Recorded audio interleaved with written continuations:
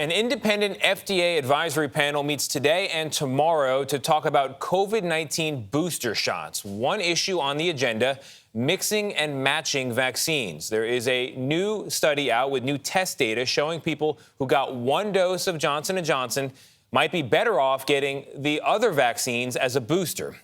Joining us now with more on all this is Dr. Vivek Murthy. He's the U.S. Surgeon General. Dr. Murthy, thank you for being here and good morning to you. Let's talk about this NIH study with the understanding that you're not part of the FDA panel, and that's a whole process that's going to move forward.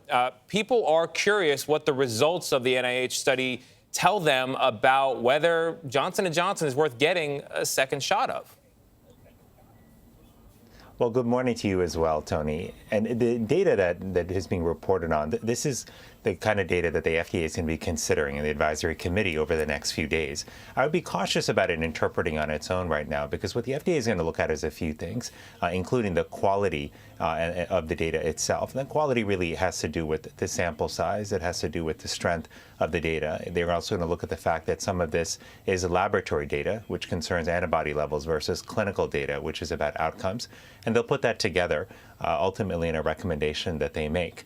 But the bottom line is what people need to know is over the next few days, you're going to be hearing a lot of news from the FDA and from the CDC about the mix and match studies, but also about boosters from Moderna and Pfizer vaccine recipients. There are 4 steps to that process. The FDA advisory committee meets, then the FDA will render a decision. The CDC advisory committee meets, then the CDC will render a decision. The advisory committees provide advice, but ultimately it is the agencies themselves that will make the final decision. Doctor, on the subject of advice, there are already people anecdotally who are going out and mixing and matching vaccines. If one of those people was a patient of yours, what would you tell them?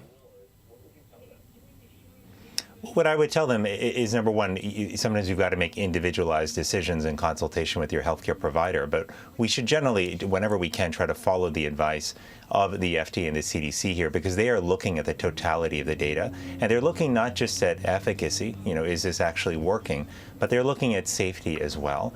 And so those considerations have to be part of how we make our decisions. But ultimately, if people have questions on mixing and matching, they should talk to their doctor about it. There might be some reason people don't want to stick with the original vaccine they got. Maybe it has to do with their reaction they had. Maybe there are other considerations. But by and large, I would follow the FDA and CDC recommendations on mixing and matching right now. And they are going to render a final decision on that in the coming weeks.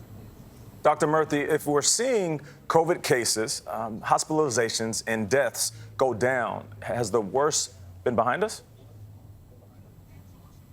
Well, I'm an optimist by nature, and I'm cautiously optimistic that the decline in cases and hospitalizations that we're seeing is something that portends more good news to come. But we've got to be cautious because we have seen declines before, and then we have seen cases go up again.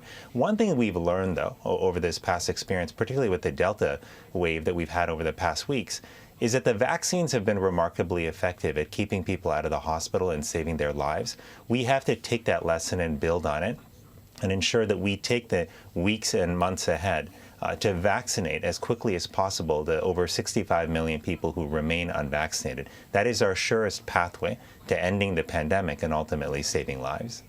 And we want to be on that pathway. Dr. Murthy, thank you very much. We appreciate it.